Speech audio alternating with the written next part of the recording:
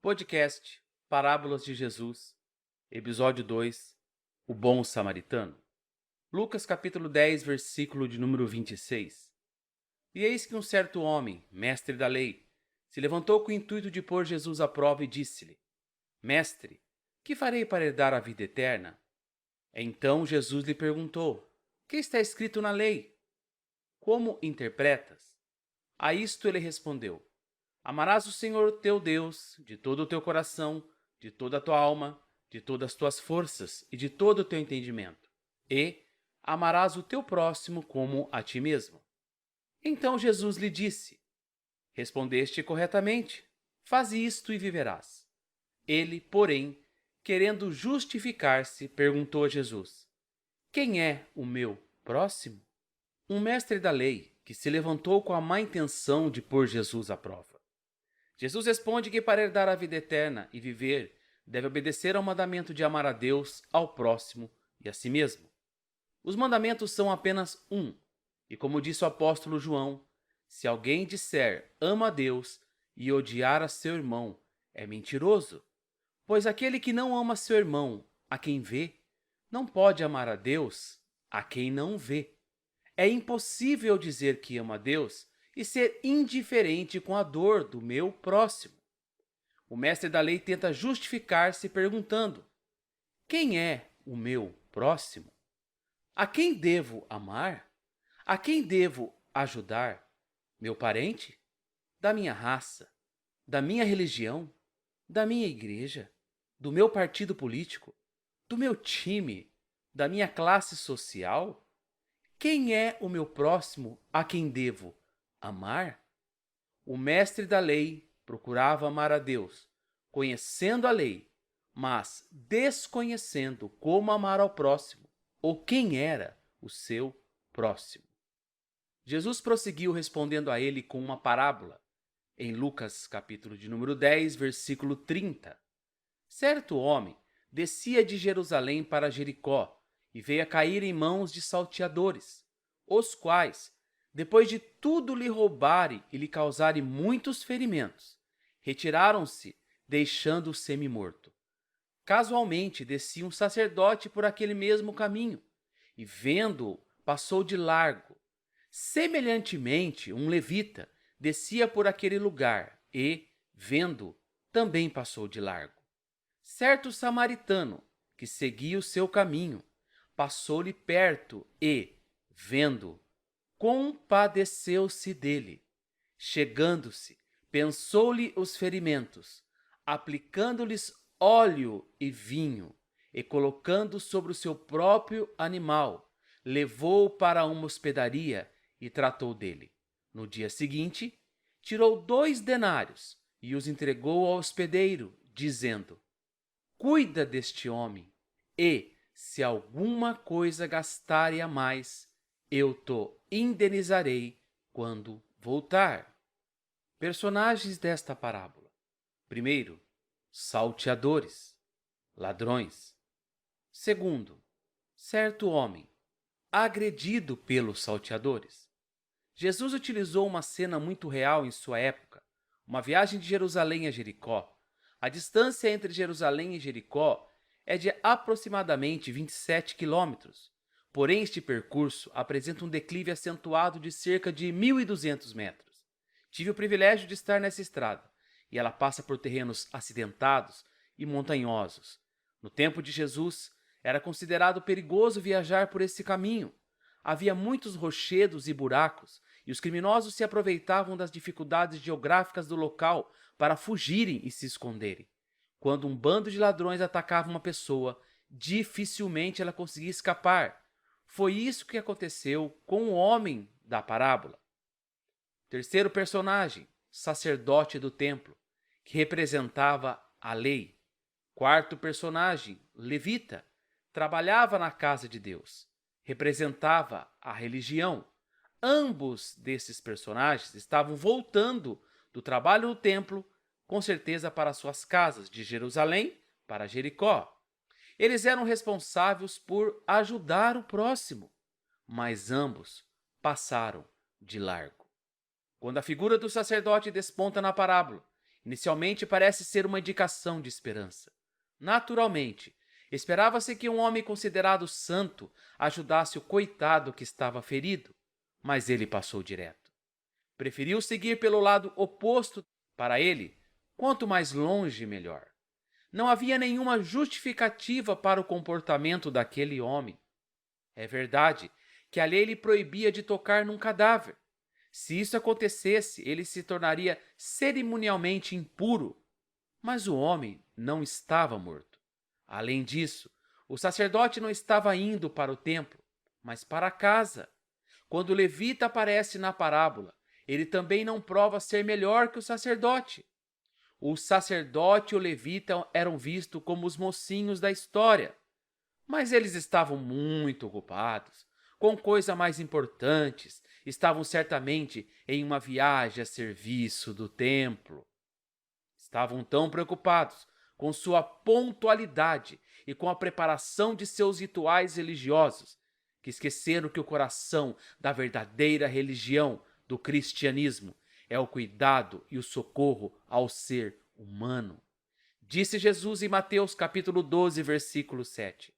Mas, se vós soubesses o que significa, misericórdia quero e não sacrifício, não condenaríeis os inocentes. Mais do que os rituais da lei, está o favor ao necessitado. Mais do que a religião, está o senso de humanidade e irmandade entre os homens. Não adianta sacrificar, cultuar e ignorar, fingir não ver o próximo precisando de ajuda. Deus não recebe este tipo de adoração. Ele quer primeiro que exerçamos a misericórdia. Interessante que o samaritano, que era visto tradicionalmente como bandido, desprezado, de raça mestiça e de religião profana, presta amorosos cuidados ao judeu ferido e corre o risco de também ser assaltado e ferido por ladrões. Este personagem, o samaritano, herege. Por fim, Jesus o introduz. Naquele contexto, na visão judaica, um samaritano naquela cena seria a consumação da desesperança. Não era raro que alguns deles retribuíssem ódio por ódio, mas foi justamente o samaritano que demonstrou compaixão. Ele viu um ser humano em dificuldade e o ajudou. Por que os judeus odiavam os samaritanos? Em primeiro lugar, podemos dizer que os judeus não se davam com os samaritanos por causa da sua mistura com outros povos. Os judeus consideravam que os samaritanos não tinham sangue puro. Eram israelitas que se misturaram com outros povos.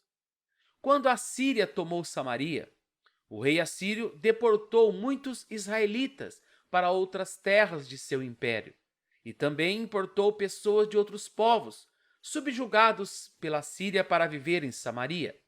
Os israelitas que continuaram viveram em Samaria acabaram se misturando com estrangeiros e assimilando os costumes destes povos. Então, principalmente através do casamento entre israelitas e estrangeiros, um povo mestiço foi sendo formado em Samaria. Por isso, na sequência da história, a palavra samaritano passou a designar especialmente esse povo misto da região de Samaria. Em segundo lugar, os judeus não se davam com os samaritanos por causa das diferenças substanciais no aspecto religioso. De fato, após a queda de Samaria, muitos samaritanos misturaram o monoteísmo hebreu com o politeísmo dos povos pagãos que ocuparam aquela região. Mas depois houve esforço para que os samaritanos fossem instruídos na lei de Deus, embora muitos deles continuassem a incorporar a adoração ao Senhor em suas práticas idólatras. Com o tempo, os samaritanos edificaram seu próprio templo de adoração no Monte Gerizim e tiveram seus próprios sacerdotes. Eles também passaram a considerar a adoração no templo em Jerusalém inapropriada, alegando, inclusive, que o Monte Gerizim era o único local correto de adoração designado por Deus a Moisés, ao invés do Monte Sião. Esses samaritanos monoteístas criam num único Deus e consideravam apenas a Torá como escritura, mas eles desprezavam os escritos poéticos e outras tradições judaicas. Em terceiro lugar, os judeus não se davam com os samaritanos por causa de alguns eventos históricos que fizeram por aumentar a hostilidade entre os dois grupos. Quando os judeus voltaram do cativeiro babilônico, eles receberam permissão para reconstruir o templo e os muros da cidade de Jerusalém. Inicialmente, os samaritanos se apresentaram a Zorobabel querendo ajudar os judeus na reconstrução do templo. Mas quando tiveram sua ajuda negada, tão logo eles começaram a fazer grande oposição contra os judeus e atrasaram a obra. Também, quando Neemias começou a reconstruir os muros de Jerusalém, um de seus maiores opositores foi Sambalate, o governador de Samaria na época. A rivalidade entre os judeus e samaritanos aumentou ainda mais quando Esdras e Neemias procuraram enfatizar o zelo pela pureza do povo judeu, remanescente do cativeiro. Também, naquele tempo, o neto do sumo sacerdote se casou com a filha de Sambalate, e Neemias o expulsou. Neemias queria limpar o povo de toda influência estrangeira que pudesse perverter a adoração a Deus. Estudiosos dizem que foi nesse contexto de rivalidade aguda entre judeus e samaritanos que o templo no Monte Gerizim foi edificado pelos samaritanos. Flávio Joséfo ainda destaca que os samaritanos recebiam de braços abertos os judeus que quebravam as leis judaicas. Isto, obviamente, fazia por aumentar o ódio dos demais judeus. Jesus e os samaritanos. Lucas 9:51 diz que os samaritanos não receberam Jesus, pois tinha aspecto de quem ia a Jerusalém. Os discípulos queriam destruí-los, demonstrando a raiva que os judeus tinham por eles. Mas Jesus diz aos discípulos: não sabeis de que espírito sois? Em Lucas 17:11, Jesus passou por Samaria e curou os 10 leprosos, e um apenas voltou para agradecer, e este era samaritano. Em João, no capítulo 4, Jesus tem um encontro no poço de Jacó, em Samaria, com uma mulher samaritana. É uma passagem onde Jesus revela a intimidade com o Pai através da adoração. Os judeus não conversavam com as mulheres desta maneira, ainda mais sozinhos, ainda mais samaritanas. Ainda mais uma mulher que estava no seu sexto relacionamento. Jesus quebra todo tipo de paradigma e mostra quem é o nosso próximo. A ajuda do samaritano. Continuando a parábola em Lucas capítulo 10, versículo 34. Então chegou perto dele, limpou seus ferimentos com azeite e vinho, e em seguida o enfaixou. Depois, o samaritano colocou no seu próprio animal e o levou para uma pensão onde cuidou dele. No dia seguinte, entregou 2 moedas de prata ao dono da pensão, dizendo: tome conta dele. Quando eu passar por aqui na volta, pagarei o que você gastar a mais com ele. Amar ao próximo custa tempo, cuidados e recursos. Padre Antônio Vieira, falecido em 1697, declara sobre os personagens desta parábola: salteadores. O que é teu é meu. Pessoa que tem falta de algo e deseja o que os outros têm. É uma política da antipatia, inveja, cobiça. Sacerdotes e levitas. O que é teu é teu. O que é meu é meu. Está caído? O problema é teu. Uma postura da indiferença, do egoísmo. E no fundo ele diz: o que é meu é de Deus. Uma política da apatia. Acham que dedicar a vida a Deus é se isolar do mundo. Olhava para o relógio das liturgias e para o sangue. Aqui nos mostra que é possível cumprir todos os rituais da religião e continuar sendo egocêntrico, egoísta e indiferente à dor do próximo. O bom samaritano. O que é meu é teu. Postura da compaixão, da partilha. Política da empatia, paixão, afeto. Aqui eles entenderam que a vida eterna é conhecer a Deus, que dedicar a vida de Deus é entrar no mundo e servir a Deus ali, ao próximo. Ele não olhou o relógio, não pensou no sangue, atendeu o próximo. A resposta de Jesus ao Mestre, quem é o meu próximo? Está na continuação da parábola em Lucas capítulo 10, versículo 36.